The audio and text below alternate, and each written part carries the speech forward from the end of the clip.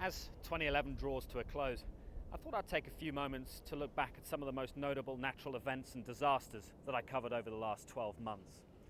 Now, whilst I wasn't able to document every major story that took place in the Asia-Pacific region, such as the Christchurch earthquake and the recent tragedy in the southern Philippines with Tropical Storm Washi, there were a few major stories I was able to cover, most notably the aftermath of the Japan tsunami and earthquake. So I hope you find the following video informative, and then it goes some way to illustrate the fragile and precarious nature of the planet we lived on in 2011. 2011 got off to a bang as my first adventure took me to Japan, where reports had come in that Kirishima volcano's Shimoedake crater was undergoing a large explosive eruption. I had to be there. After a frantic dash up from Hong Kong, I made it to a small village on the flank of the volcano. I'm just about to set out into the national park, which is near the volcano, to document the eruptions. So it's winter in Japan right now, so got to pack all the real warm weather gear because they're forecasting snow, which I'm not really looking forward to. After a treacherous hike with 15 kilograms of equipment up a steep ice-covered path, I made it to the neighbouring Onami crater, from where I could set up and film the eruption. I've just hiked for about 45 minutes up to Onami Crater Lake, which is one of the nearby craters to the active vent at Kirishima, which, as you can see now, is erupting in full swing. Ironically, the biggest danger so far coming up here, it hasn't been the volcano, it's been the ice, because we're in the middle of winter now and it's very cold up here. But I need to trek around this crater and get to the ridge, which is in the background, and then there I'll have an uninterrupted view, more or less right into the active vent, and be able to document the eruption really close up. Once at my vantage point, I had spectacular views of the eruption, which to begin with was benign and in a steady state of moderate ash venting. However, without warning, activity escalated rapidly, and the nature of the eruption shifted back to explosive, with the force of one blast sending a shockwave right over my body and almost popping my ears.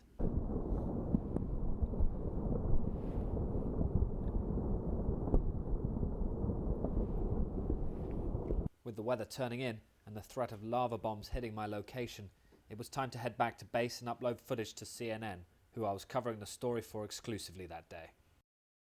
Early the next morning, it appeared as if activity at Kirishima had stabilized, with a steady yet beautiful multicoloured ash plume erupting from the volcano. I decided to head to nearby Sakurajma volcano for the day, which lies only an hour south of Kirishima, and was treated to some of the most spectacular explosive eruptions I've ever witnessed.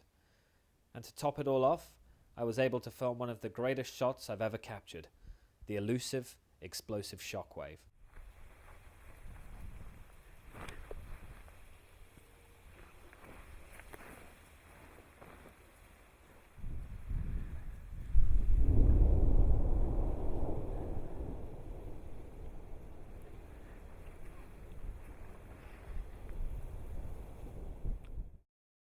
My first encounter with a tropical cyclone came far earlier than expected, in mid-February, when I was on holiday with my father in Darwin, Australia. Cyclone Carlos formed just north of the city and drenched the region with record rainfall, over 600 millimetres in places. Strong winds whipped up large waves which battered the coast, as well as knocking over trees all over the city. Numerous highways and rural communities were cut off by rising floodwaters. Since I was in Darwin to film the famous wet season thunderstorms, I had all my camera gear with me and was perfectly set up to document the cyclone. On March the 11th, 2011, a magnitude 9.0 earthquake struck off the northeast coast of Japan, spawning monster tsunami waves which swept ashore, killing over 15,000 people, destroying almost 130,000 buildings, and causing the reactors at Fukushima Daiichi nuclear power plant to go into meltdown. This was the strongest earthquake ever recorded in Japan, and the biggest crisis the country had faced since World War II.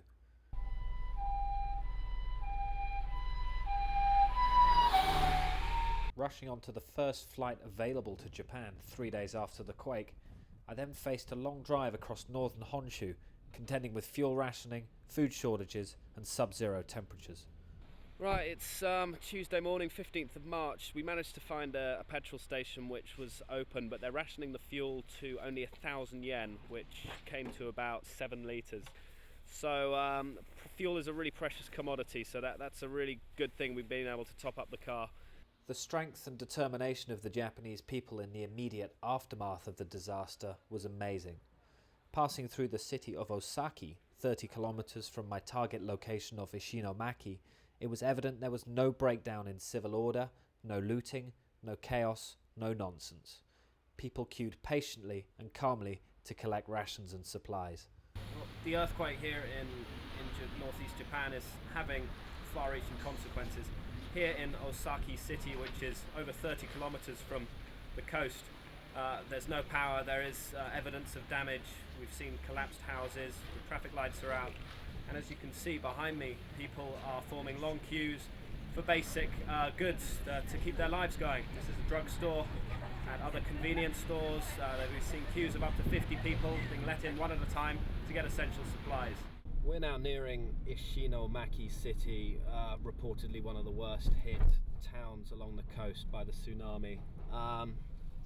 The structures around here mostly seem absolutely fine. That's a real testament to Japan's very strict and earthquake-resistant infrastructure.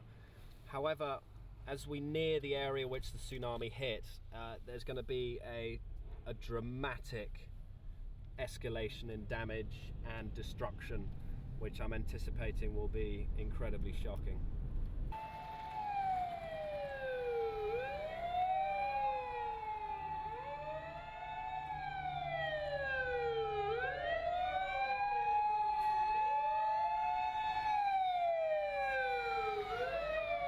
On entering the area of Ishinomaki stricken by the tsunami, the damage was indeed shocking. The local people were numb and bewildered, no surprise given what they were going through. The port area was totally devastated. Trucks hurled into houses, streets buried in debris, cars in trees, and buildings ripped to shreds, testament to the mind-boggling power of the tsunami. Amidst the carnage, I found one man who spoke English and was happy to talk to me. My grandson, 2 babies, 2 old years, and my older mother, my wife, all safe. My friend, fisherman, and farmer, my friend. So perhaps safe, pray safe. It was a race against time to get as much footage as I could and compose a few pieces to camera. With only enough fuel to get back to the hotel on the west coast and an impending blizzard, I could only spend a few hours in Ishinomaki documenting the tsunami aftermath. I had a flight to catch from Nagoya as well, which if I missed, meant being stranded in Japan indefinitely. It was incredibly frustrating not being able to spend longer in the tsunami-stricken region, but my hands were tied. So I made the decision I'd return to Japan as soon as possible. It's 3 weeks to the day since the tsunami hit Kesennuma city, and little has changed. Ships still litter the streets. People are still sifting through the remains of their houses, salvaging the little belongings they have left. And countless thousands still remain missing, with the death toll rising above 11,000 people. I made it back into the disaster zone on April the 1st and spent 3 days travelling along the east coast documenting the devastation. My first stop was the fishing town of Kesennuma, the scene of apocalyptic destruction. Fires had ravaged large areas of the town, leaving a charred, deathly landscape, and large ships had been washed far inland. Navy divers were continuing the search for bodies in the harbour.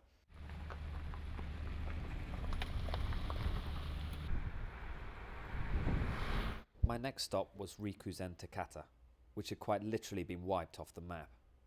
The tsunami warning sign at the edge of the town, placed 300 metres too early. The search for bodies was continuing, with thousands of people still missing. I came across a rescue crew, risking their lives to retrieve a body from a devastated building.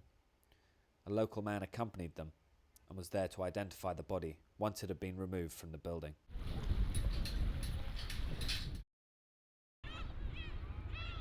My final stop was the town of Onagawa, which was hit by tsunami waves over 15 meters high.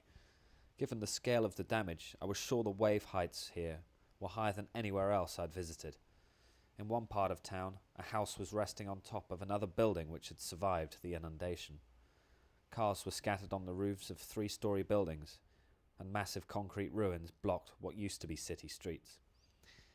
My time in Japan was drawing to a close, and I was touched by the hospitality, resolve, and optimism of the people in the face of such adversity, a testament to what a great country Japan is. My first Pacific typhoon of the year came far earlier than normal, at the end of May, and was a whopping Category 5 super typhoon called Songda. Forecasts had it just missing the Philippines and ploughing into the southern Ryukyu Islands, so I jumped on a plane to Okinawa, Japan. I just met up with my mate Mark, who's decided to join me on this trip to try and get in the path of Typhoon Songda. We're just at the airline counter. Let's see if we can get on a flight down to the southern island of Miyako, because it looks like that's where the typhoon is going to track, and that's where the worst conditions will be. I was really excited to finally get the chance to film a storm on one of the most typhoon-blasted islands in the world, Miyakojima, which lies 290 kilometers southwest of Okinawa. Well, we actually made it to Miyako Island, and you wouldn't really think there's a typhoon approaching. There's a load of school kids here. I don't know whether they're on a field trip or something. The plane was full. It's kind of business as usual. And this is often the case in this part of the world. They don't make a huge fuss about the storm until it's actually on them. Right, well, we just left our hotel. As you can see, the weather's not too bad right now. It looks like Songda is going to pass pretty close to where we are on Miyako Island in the next 12 hours. So what we're doing, we just left the hotel and we're going to go and recce the south coast, where we think there's going to be some really huge waves and some good filming opportunities, and basically just spot some good places to ride out the worst of the storm. We decided to head to the southeast tip of the island, where monstrous waves spawned when the storm was at peak Category 5 strength were crashing ashore. Even on a 60-foot cliff we weren't entirely safe, as at one point we witnessed a set of massive rogue waves.